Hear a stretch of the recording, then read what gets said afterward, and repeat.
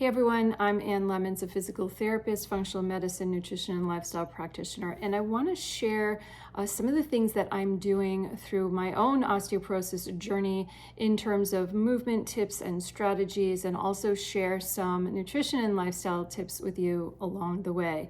Now, these exercises are designed to be safe for osteopenia and osteoporosis, but always check with your physician before starting any new exercise program, and never continue with anything if you are experiencing pain, and especially check if you've just had a fracture. So let me ask you, what would you do if you broke one arm due to osteoporosis? You took a fall, broke one arm, or what if you broke both arms? You would be completely reliant on somebody else for all of your activities of daily living, brushing your teeth and eating and taking a shower, going to the bathroom. So what do? One of the things that we can do is build strength in our wrists and arms. And we can do this in two ways. We can be doing more weight bearing on them. This helps to build more bone density, and we can be doing resistive exercise. So both of these things help to build the bone density and lessen our risk of breaking something if we do fall. Today, I'm going to be giving you a couple of progressive weight-bearing exercises to do to start to build up some strength. We have to be bearing weight through our bones, and the wrists and the arms are no different. So let's get started.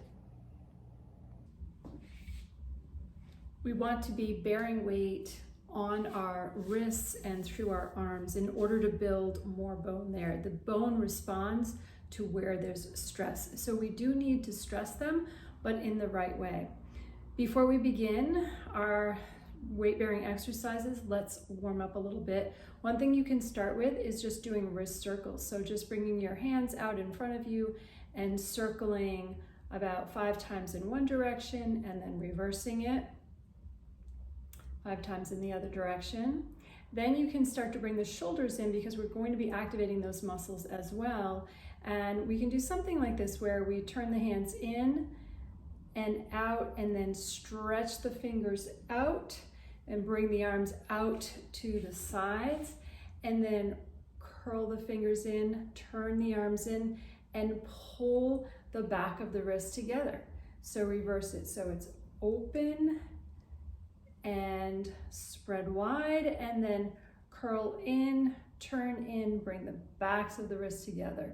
So it's open the fingers, open the arms, close the fingers, turn, and close the arms. So getting a little bit of rotation and abduction, and then internal rotation, and then bring the arms back in. So just doing that a few times to start getting the blood supply going to the muscles that we want to be working. And stop. So we'll be doing a few different levels. We'll start with the easiest ones first. All right, we're going to start weight bearing a little bit on our hands. That will help to strengthen the bones in the wrists and the arms and the shoulders. We'll go from easier to harder. So easiest would be against the wall or steady surface here. Stand with your arms at shoulder height and lean against the wall. So super easy here, just standing tall, getting your core engaged first. So engage the core, lift tall through the top of the head. And we're going to warm up the shoulder blades a little bit. So we're going to allow the upper spine to sink toward the wall and then push the wall away. So the elbows are staying relatively straight here. The movement is between the shoulder blades, and we're just warming up those muscles, getting the blood flowing to those muscles, so we remind it that it needs to be doing some stability work here. So we're dropping between the shoulder blades and then push the wall away. Dropping between and push the shoulder blades away. All right, so the next step we're going to do is to start to lift the palms off of the wall. So just lift the palms up, but keeping the fingers down, and lower them to the wall. So lift the palms and lower them down. So we're getting some motion at the wrist, and we're starting to strengthen our wrist flexors, our forearm a little bit. So we're just starting to add a little bit of weight bearing and strengthening exercise there. Now let's make this a little bit harder by bringing the feet back just a little bit. So now you're a little more on an incline, and again, you're keeping that core engaged, you're lifting tall through the top of the spine, and this time we want to come up to the fingers and lower down. So come up to the fingers and lower down. So a little bit more work for those finger flexors. And come down just about 5, so 2 more. And that's it. Now let's go into an elbow bend. So bend the elbows and press away. It doesn't matter if the elbows are coming straight down or if they're going out to the side a little bit. I just want you to start getting that motion of bending the elbows and straightening. Bending and straightening without allowing the body to collapse. So we don't want to come down and then let go of the core and stick our butt out. We really want to keep the core engaged while we're doing this. Now, the next step would be to add those two together. So you're going to bend the elbows and then press away. And bend the elbows and press away, lifting the heels up or a little bit more onto the fingertips. Let's do that 2 more times. And let's go on to actually pushing away, completely away, and then coming down. Completely away and return. Push away, return. Watch that core stays engaged the whole time. You're still lifting tall through the top of the head, engaging those abs so that everything else is staying stable. Now you're getting some good weight bearing through the hands, the wrists, and the shoulders.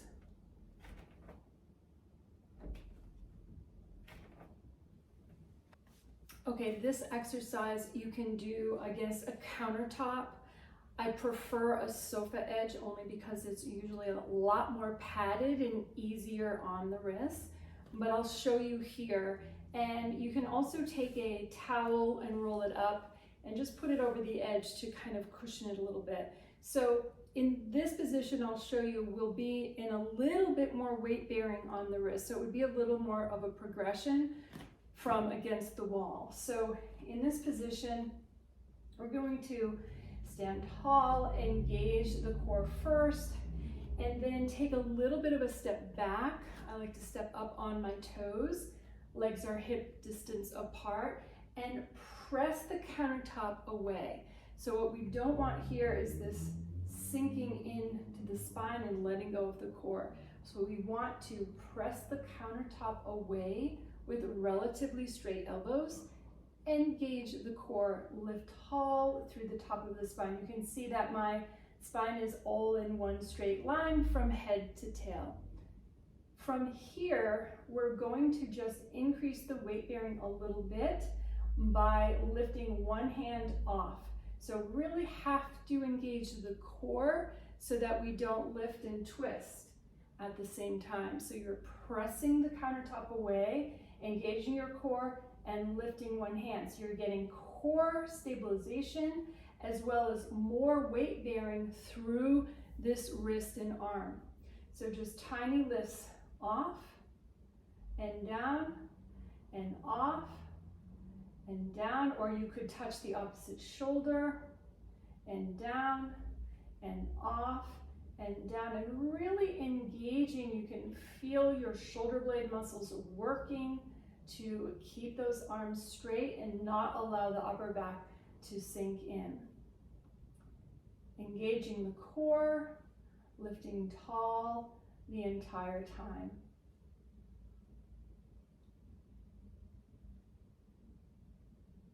All right, moving on to the next exercise.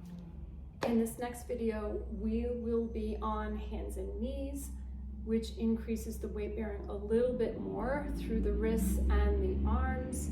We'll be also working a little bit on core stability. So come into hands and knees. Hands are under the shoulders, knees under the hips, hip width apart. And let's warm up the shoulder blade muscles again by allowing the shoulder blades to come together. You're dropping the upper spine down a little bit and then press the floor away. Feel the shoulder blades come apart. So shoulder blades come together and then you press the floor away. And we're warming up those muscles so they start to know how to activate when we want to increase the amount of force on them. So pressing the floor away, lifting the lower abs, head is reaching tall, throat is lifted. So the head is not down, it's looking down at the floor about 10 inches in front of your hands, throat is lifted. Now you can stay here if this feels challenging enough, or you can practice just lifting one arm off the floor and lowering it down and lifting the other one up and come down. Notice that you have to really engage the arm that's down on the floor, those shoulder blade muscles, to keep that arm from collapsing down. You have to be pushing the floor away the entire time. And down, let's do 2 more. Lift and lower and lift and lower. Now in this position, let's lift one arm up in front and lower, and lift forward and lower. It may be a little bit easier to bring the thumb toward the ceiling to get a little bit more shoulder mobility. Keep checking your form, that the abs are lifted, your throat is lifted, the eyes are about 10 inches in front of your hands. Let's do one more on each side and come down and up.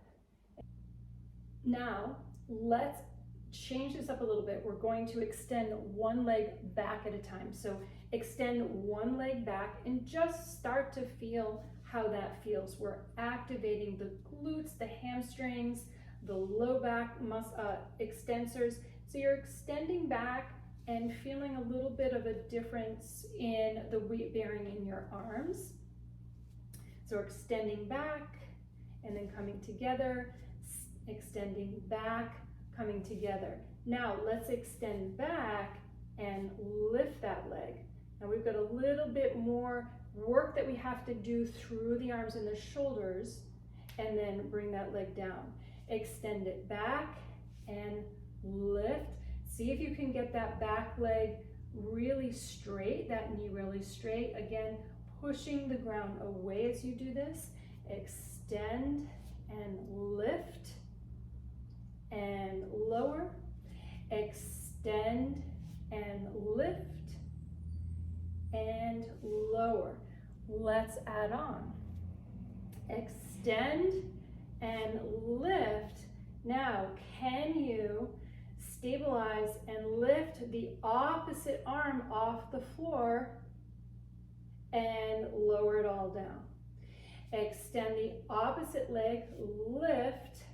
Now, can you lift the opposite arm off of the floor and lower down? Let's do that a few more times.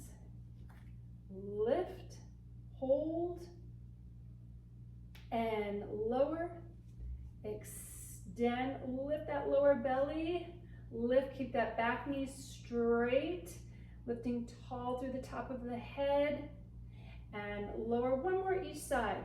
Extend, lift, lift, hold, and lower. Extend, lift, lift, hold, and lower. If you wanted to take it one step further, you could do extend, lift, and lower.